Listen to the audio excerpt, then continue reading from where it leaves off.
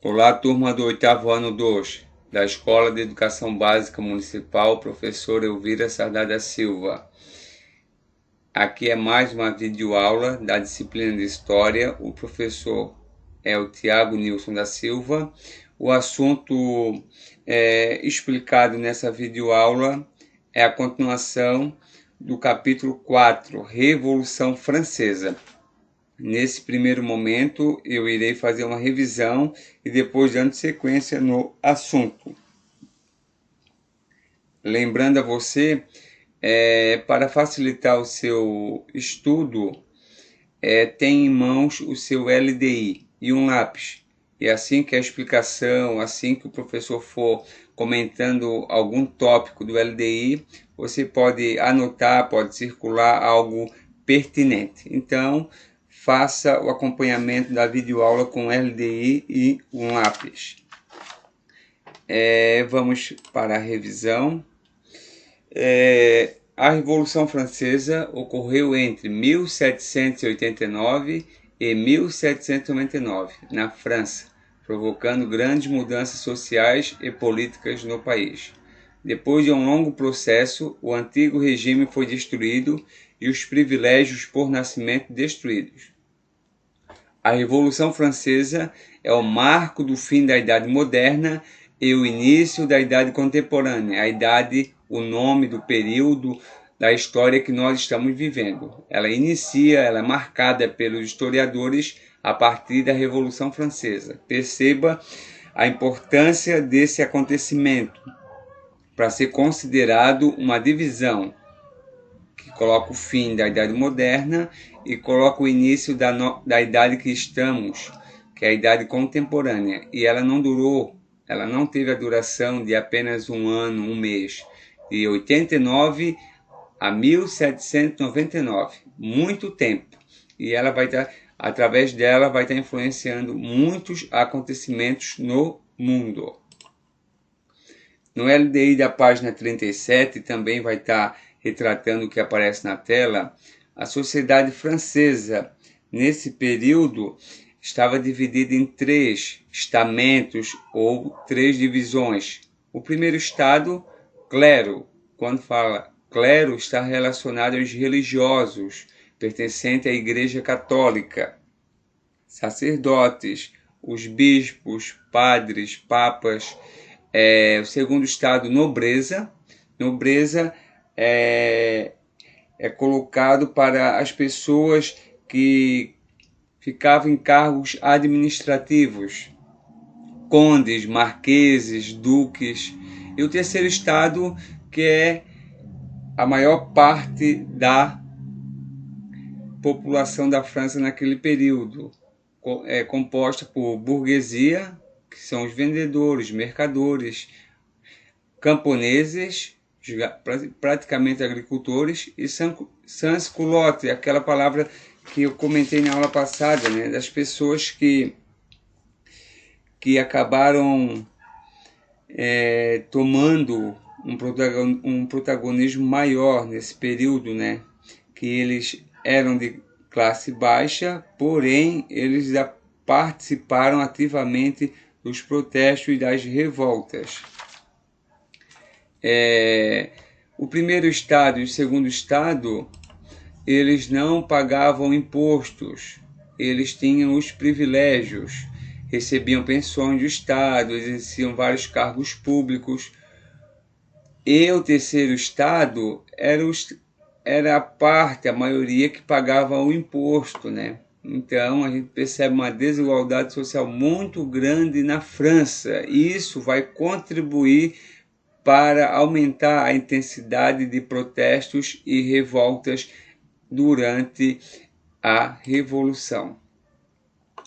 E no LDI, na página 36, tem uma imagem, um quadro pintado muito bonito, retratando a Bastilha. O que era? A Bastilha foi uma prisão. No século XVII, tornou-se uma prisão para nobres ou letrados, adversários políticos, aqueles que se opunham ao governo ou mesmo à religião oficial. Mesmo abrigando 7.000 prisioneiros no dia 14 de julho, foi invadida pelo povo.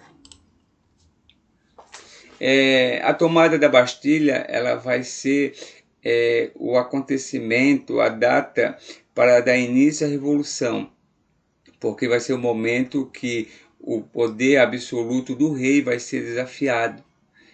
Uma multidão invadiu e tomou a prisão da Bastilha, símbolo do poder absoluto do rei, libertaram os presos, inimigos políticos da monarquia francesa, se apropriaram das armas. Diante de enorme manifestação popular, o rei reconheceu a legitimidade da Assembleia Nacional Constituinte.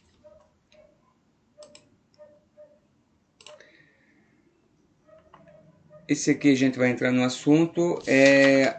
Foi passada a atividade na semana anterior, na página 38, sobre o primeiro, segundo e terceiro estado, e foi passada a atividade também da página 40, questões 1, 2 e 3. Agora eu vou dar sequência, comentando um pouquinho a partir da página 41. É um assunto tranquilo, fácil de entender, mas é necessário a sua atenção e o acompanhamento com LDI. A Assembleia Nacional Constituinte é o título do LDI da página 41. No dia 14 de julho de 1789, assim que se espalhou a notícia de que o rei mandaria reprimir a Assembleia, populares da cidade de Paris saíram às ruas saqueando depósitos de armas e de alimentos. Com o apoio de soldados do exército, invadiram e tomaram a Bastilha, prisão símbolo do absolutismo. Com a chegada da notícia da queda da Bastilha ao interior, camponeses passaram a invadir castelo e a pôr fogo nos registros de suas dívidas e nos documentos envolvendo cobrança de impostos. Pressionada pelo avanço da revolução na cidade e no campo, em 4 de agosto de 1789, a Assembleia Nacional Constituinte aboliu a servidão, os dízimos e os privilégios do clero e da nobreza, pondo fim ao que restava do feudalismo na França. No dia 26 de agosto de 1789, a Assembleia aprovou a Declaração dos Direitos do Homem e do Cidadão, reconhecendo o direito de todos à liberdade, à segurança, à propriedade, à igualdade perante a lei e a resistir a qualquer tipo de opressão. É o que aparece na sua tela. Aí o símbolo, né? O quadro pintado e a descrição do que essa Declaração dos Direitos do Homem e do Cidadão trouxe. Foi um documento que melhorou e formalizou os direitos humanos, lembrando disso. Logo depois, um documento aprovado pela Assembleia confiscou os bens da Igreja. Os membros do alto clero reagiram ao documento fugindo da França, acompanhados de milhares de nobres e levando consigo dinheiros e joias. No exterior, começaram a organizar um exército para impedir o avanço da Revolução Francesa. Em 1791, a Assembleia Nacional aprovou uma Constituição que incorporou a perda dos privilégios do clero e da nobreza e limitou o poder do rei, instituindo a monarquia constitucional. O rei já não tinha mais o poder de fazer e aprovar leis. Com isso, chegava ao fim a monarquia absolutista na França.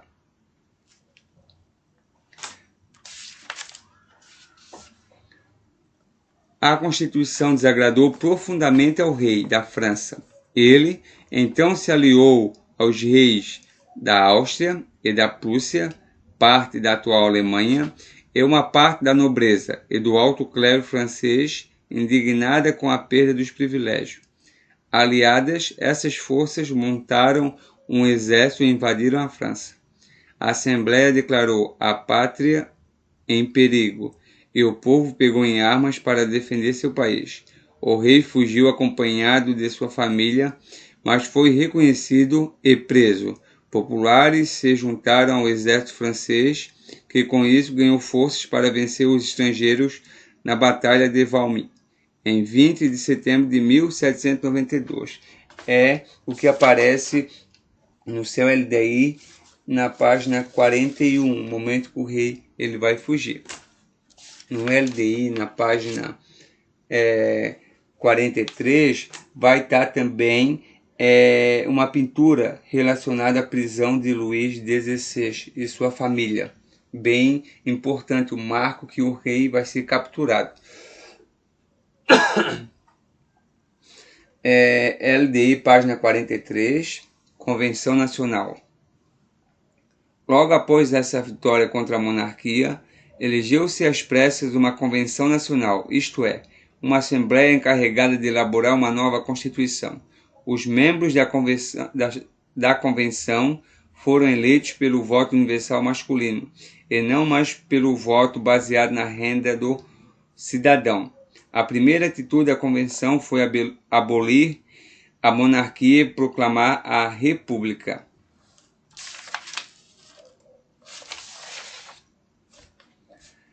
Composta de cerca de 750 deputados, a convenção abrigava 4 importantes grupos sociais. O primeiro grupo está destacado em negrito no seu LDI da Convenção Nacional. O primeiro grupo foram os girondinos. Esses deputados representavam, sobretudo, a alta e média burguesia, banqueiros, armadores, industriais e comerciantes. Defendiam o voto por renda, que é o voto censitário, o direito à propriedade privada e eram contrários à participação popular na Revolução. O segundo grupo de deputados, chamados jacobinos, eles representavam a pequena burguesia, como advogados, médicos, funcionários públicos e lojistas, defendia um governo central forte, o voto universal e a participação popular no processo revolucionário. Eram liderados por deputados eleitos por Paris, como Robespierre.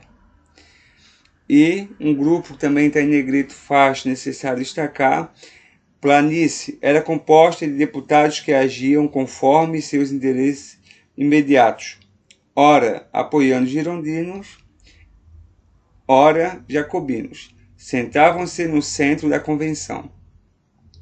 Os girondinos sentavam-se à direita da mesa diretora da Assembleia, por isso ficaram conhecidos como grupo de direita. Já os jacobinos sentavam-se à esquerda, por isso tornaram-se conhecidos como grupo de esquerda. O rei Luís, durante a convenção, foi acusado de traição à pátria, foi levado a julgamento. Os girondinos queriam absolvê-lo, os jacobinos desejavam sua condenação. Após um mês de intensos debates, mais de 90% dos deputados da convenção, com base em provas, declararam Luís XVI culpado. No cofre do rei havia provas dos acordos que ele fizera com os monarcas estrangeiros, combinando a invasão da França. Em janeiro de 1793, o rei foi executado em praça pública sob uma chuva de aplauso dos populares. É a imagem que está em destaque na página 43 do seu LDI. A execução de Luís XVI foi utilizada pela guilhotina. Guilhotina foi inventada por Guillaume, por isso o nome guilhotina, e que colocava a pessoa deitada e decepava, decapitava a cabeça da pessoa. E foi muito utilizada de maneira cruel nessa revolução. Depois vai estar no LD, página 45, terror jacobino. Após a execução do rei, aumentou a oposição aos jacobinos. Eles, por sua vez, procuraram manter o controle da situação criando órgãos especiais, como Comitê de Salvação Pública, à frente do qual estava Robespierre, o verdadeiro chefe do governo. Para conter a crise social e financeira em que a França estava mergulhada, Robespierre e seus auxiliares distribuíram as terras dos nobres entre milhares de camponeses. aboliram a escravidão nas colônias francesas, tornaram o ensino primário obrigatório e gratuito, e estabeleceram os preços dos gêneros de primeira necessidade que vinham subindo diariamente. Essas medidas contentaram as camadas populares, mas desagradaram aos girondinos. A tensão entre esses grupos aumentou ainda mais com o assassinato do líder popular Jean-Paul Marat por uma mulher ligada aos girondinos. Está em destaque na sua página 44 a imagem dele. Geralmente na disciplina de arte é utilizado um pouco dessa pintura, né? Comentando um pouquinho, retratando esse período, e tem até uma legenda, né? Marat foi assassinado enquanto tomava banho pela girondina Charlotte Corday, uma jovem do interior. Era comum ele permanecer longos períodos na banheira em virtude de uma doença de pele. É o momento aí que vai estar surgindo um atrito muito grande entre o grupo jacobino e o grupo girondino. E esse momento vai dar na França um período de terror. O assassinato de Marat contribuiu para que o governo jacobino intensificasse a repressão. As pessoas suspeitas de conspirar contra a revolução passaram a ser condenadas à morte, sem interrogatório ou direito de defesa, por um tribunal do governo. Assim, milhares de pessoas foram mortas na guilhotina. Nesse período conhecido como o período do terror, o medo tomou conta dos franceses. Os jacobinos chegaram a guilhotinar até mesmo líderes revolucionários como Danton e Hébert, e com isso foram perdendo o apoio popular e o da maioria dos deputados franceses. Danton, por exemplo, foi decapitado por ser contrário ao aumento da violência. Os deputados girondinos e os da planície aproveitaram esse clima de radicalização política para desfechar um golpe. Prenderam Robespierre e os demais líderes jacobinos e os guilhotinaram sem julgamento. Página 46 vai estar... tem o título como Diretório. Com o golpe que derrubou os jacobinos, o poder passou às mãos dos políticos que representavam, sobretudo, os interesses da alta burguesia, grandes comerciantes, industriais e banqueiros. Como era de se esperar, os novos governantes deram total apoio à burguesia, que ampliou seu negócio e investiu na indústria e no comércio. Uma nova Constituição, elaborada em 1795, manteve a República, restabeleceu o voto censitário e confiou o governo a um diretório, composto de 5 deputados. O governo diretório também encontrou séria resistência, tanto por parte do jacobino quanto dos monarquistas. Os monarquistas, com dinheiro e armas recebidos da Inglaterra, lideravam revoltas para levar ao poder o conde de Artois, irmão de Luís XVI. Os novos jacobinos atacavam o governo por meio de seus clubes e jornais. Nesse ambiente tenso, um líder do movimento popular, Graco, propondo a abolição da propriedade privada e a desigualdade social. Esse movimento, conhecido como Conspiração dos Iguais, foi sufocado e seus aliados foram executados. O governo endureceu, fechou os jornais de oposição e ameaçou expulsar do país todos os seus adversários, mas o governo encontrava-se desmoralizado, por vários de seus membros estavam envolvidos em escândalos e atos de corrupção. Os jornais diziam que a França precisava de um homem enérgico, respeitado e admirado para salvar a pátria. Um jovem general de nome Napoleão Bonaparte reunia essas características. Um dos motivos de sua fama era seu excelente desempenho militar contra os exércitos estrangeiros. Em 10 de novembro de 1799, 18 de Brumário, segundo o calendário republicano francês, Napoleão Bonaparte, apoiado por políticos burgueses e por militares, tomou o poder. Esse episódio passou para a história como o golpe de 18 Brumário. Completava-se assim a Revolução Burguesa, iniciada na França 10 anos antes. Então, só para associar, o momento que Napoleão ele toma o poder da França, através do golpe, é o momento que vai estar acabando a Revolução Francesa e vai dar início o novo período chamado a Era de Napoleão, ou Era Napoleônica. Um grande abraço. Surgiu dúvida, não entendeu algo ou precisa de algum esclarecimento, mande a sua mensagem e o mais rápido possível eu estarei auxiliando você nesse processo do estudo. Um grande abraço a todos e até mais.